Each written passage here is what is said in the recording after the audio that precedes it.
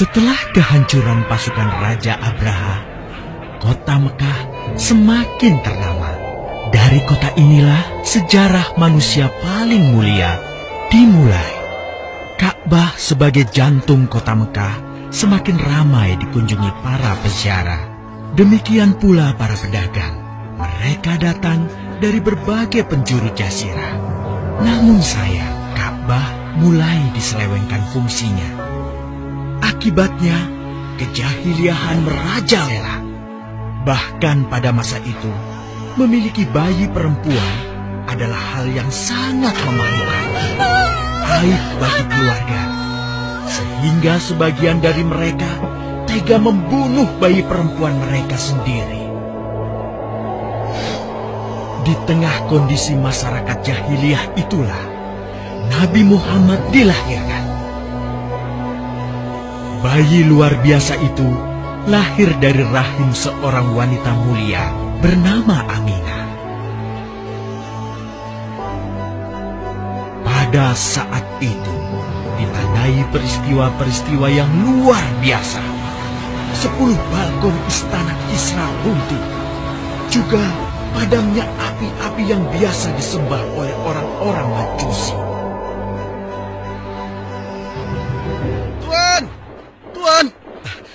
Tuan Abdul Muthalib, ada kabar gembira.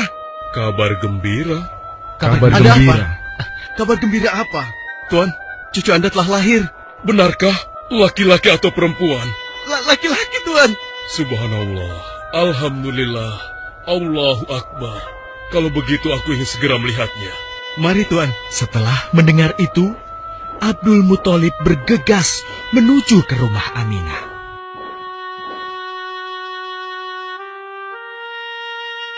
Ah, cucuku, kasihan engkau terlahir yatim. Dengan penuh kasih sayang, Abdul Muthalib membawa cucunya ke Ka'bah.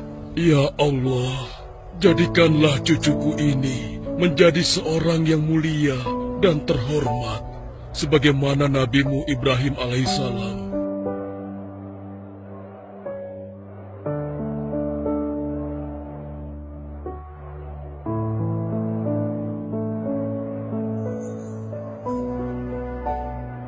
Siapa namanya, Ayah? Muhammad. Muhammad? Iya, aku akan menamainya Muhammad. Artinya yang terpuji. Kehadiran Muhammad kecil sungguh memberi kebahagiaan. Tidak hanya bagi keluarga Bani Hashim. Bahkan seluruh kabilah suku Quraisy menyambutnya dengan sukacita. Kemudian Abdul Muthalib mencarikan ibu susu bagi Muhammad kecil. Kita sudah berhari-hari mencari anak susuan, yang dari situ kita akan mendapatkan imbalan yang cukup. Namun hingga saat ini, belum juga kita dapatkan. Ya, istriku, aku mengerti. Apa kita terima saja bayi yatim itu? Muhammad maksudmu? Iya, cucu dari Abdul Muthalib. Kasihan dia. Hampir semua teman-teman dari rombongan kita tidak ada yang mau menyusuinya. Karena tidak ada harapan untuk mendapatkan imbalannya dari ayah bayi itu. Betul juga engkau, istriku. Kasihan anak itu. Aku mendukungmu jika engkau susui dia. Mudah-mudahan Allah memberikan keberkahan bagi kita.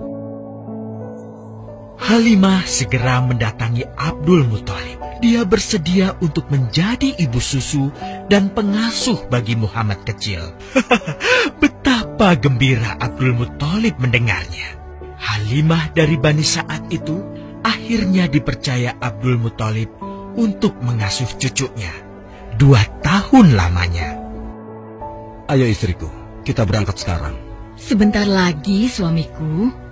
Insya Allah kita berangkat sampai anak ini kenyang. Kalau begitu, aku lanjutkan berkemas-kemas dahulu. Hah? Ada apa, suamiku? Lihat, unta dan keledai kita. Mereka demikian sehat, tidak seperti sebelumnya. Subhanallah. Betul, suamiku.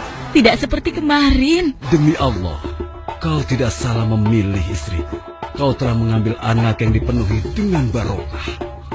Allah melimpahkan keberkahan atas Halimah dan suaminya.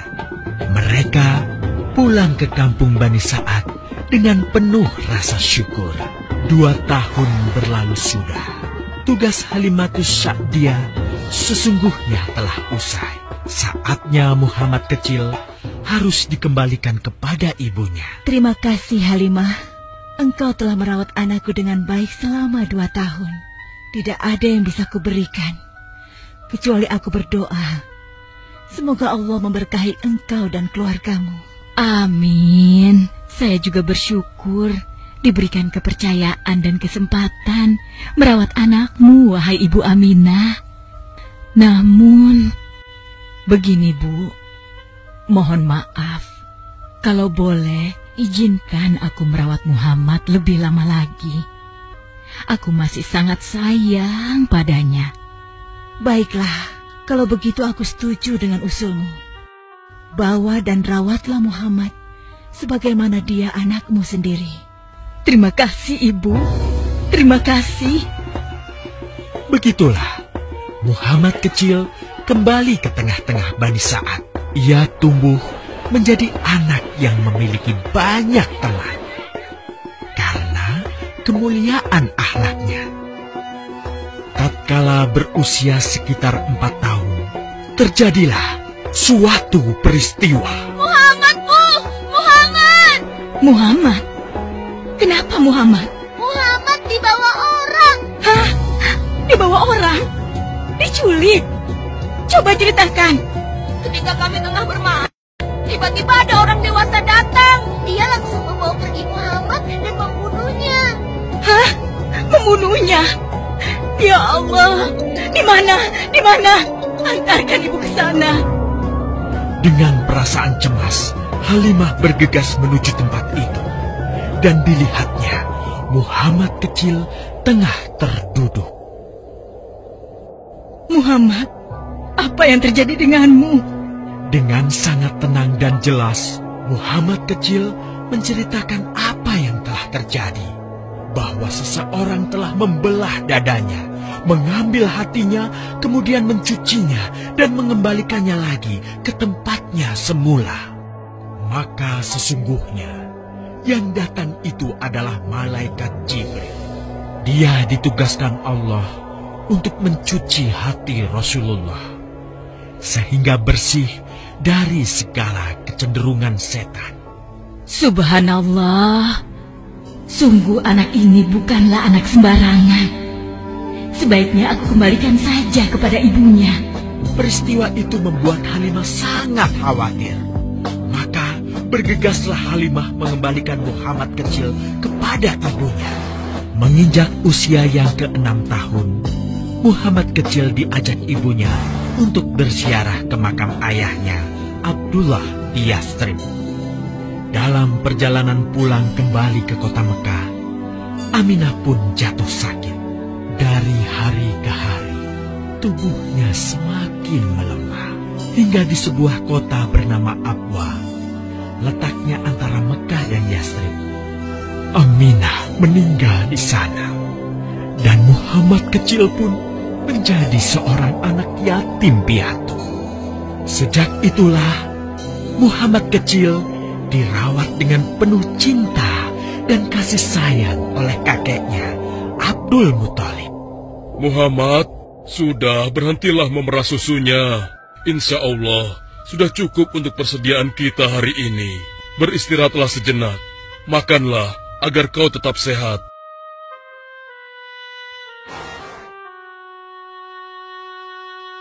Ya Allah, betapa mulia akhlak cucuku ini. Namun, kasih sayang Abdul Muthalib tidak berlangsung lama. Saat usia Muhammad 8 tahun, Abdul Muthalib kakeknya yang sangat menyayanginya itu meninggal dunia.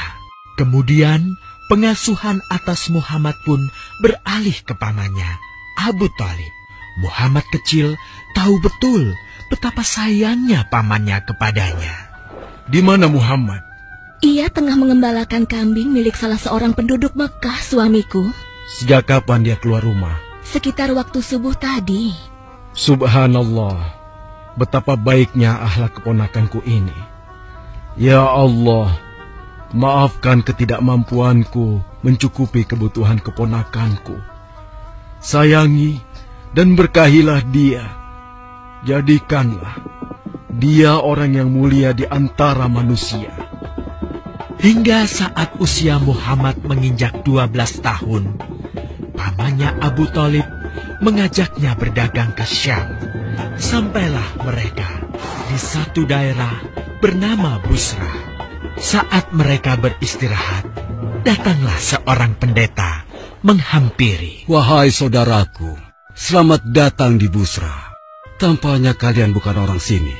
Dari manakah kalian berasal? Terima kasih saudaraku, kami datang dari Mekah. Lalu, siapakah gerangan anak ini? Ini adalah keponakanku, Muhammad namanya. Apakah engkau bertanggung jawab atasnya, Tuan? Ya, Kemana ayahnya? ayahnya sudah meninggal sejak ia masih dalam kandungan. Oh, apakah kini dia yatim piatu? Benar, Aku sungguh beruntung bertemu dengannya. beruntung. Beruntung apa? Sungguh, keponakanmu ini adalah orang yang sangat istimewa. Oh ya? Ya, dia adalah seorang nabi, Hmm? seorang utusan Allah. Bagaimana kau tahu hal itu? Aku tahu karena aku seorang pendeta, dan berita kedatangan dia sebagai seorang utusan Allah sudah disampaikan di dalam Injil. Bahkan aku pun bisa mengetahuinya dari cincin kenabian yang berada di bagian bawah tulang rawan bahunya, yang menyerupai buah apel sebagai tanda kenabiannya. Begitulah pendeta bernama Bahira menyampaikan kepada Abu Thalib perihal kenabian Muhammad. Ia berpesan agar menjaga baik-baik keponakannya itu, karena Muhammad kelak di suatu saat nanti akan menghadapi banyak gangguan dan rintangan. Istriku, Muhammad sudah berusia 25 tahun. Aku pikir sudah saatnya dia untuk menikah. Betul, suamiku. Namun, dengan siapakah dia akan kita jodohkan?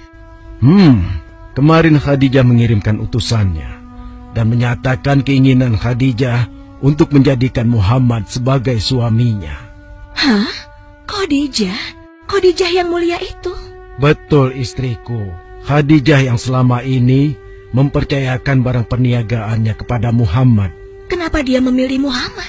Ya, Khadijah mengagumi kejujuran dan kebaikan akhlak Muhammad.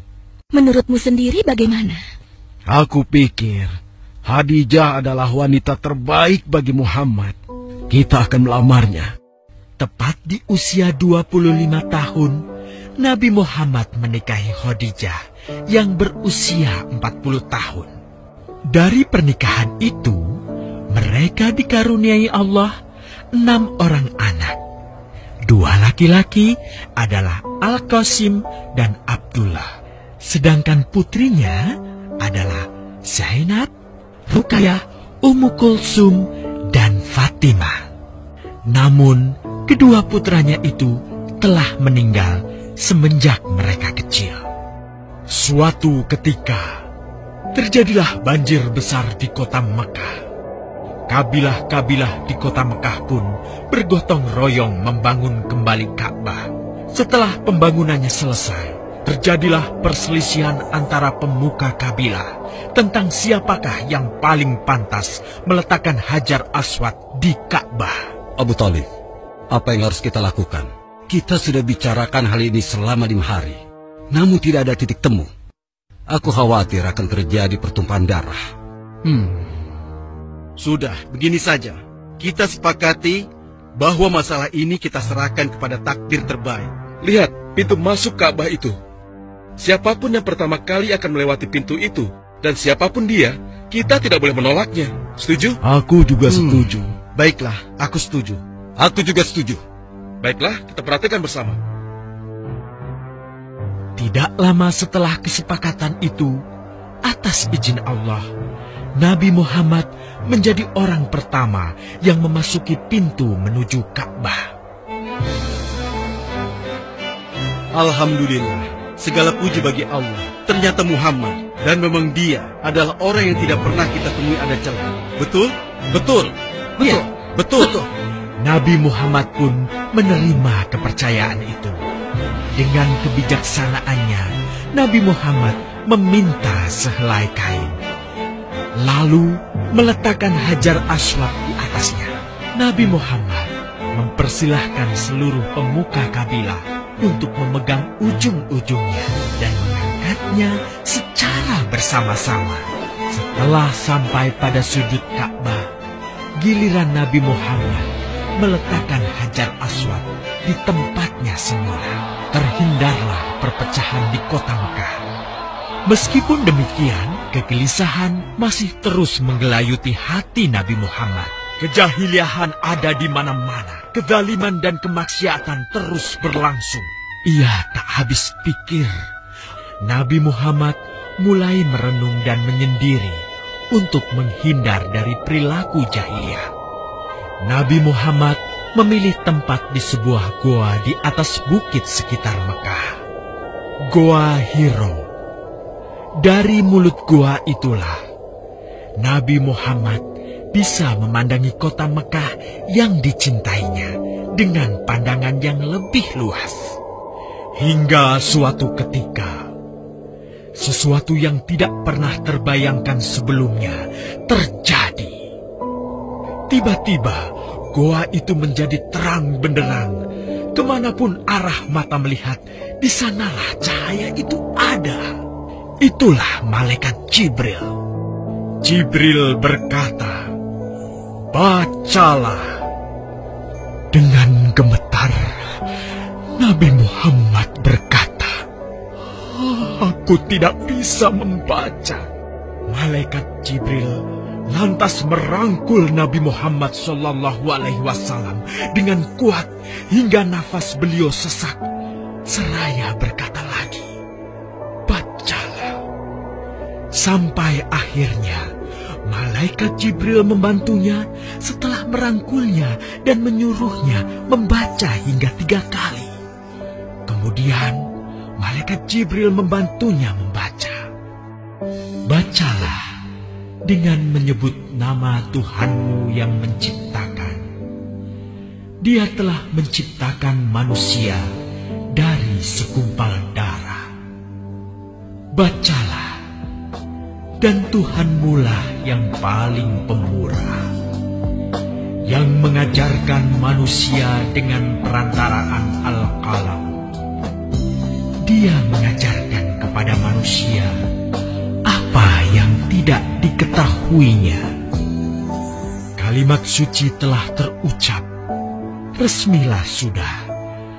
Dari dalam Goa Hiro, Allah mengangkat Nabi Muhammad SAW sebagai penuntun dari kegelapan menuju cahaya, dari keburukan menjadi kebaikan, dan dari kesengsaraan menuju ke keselamatan.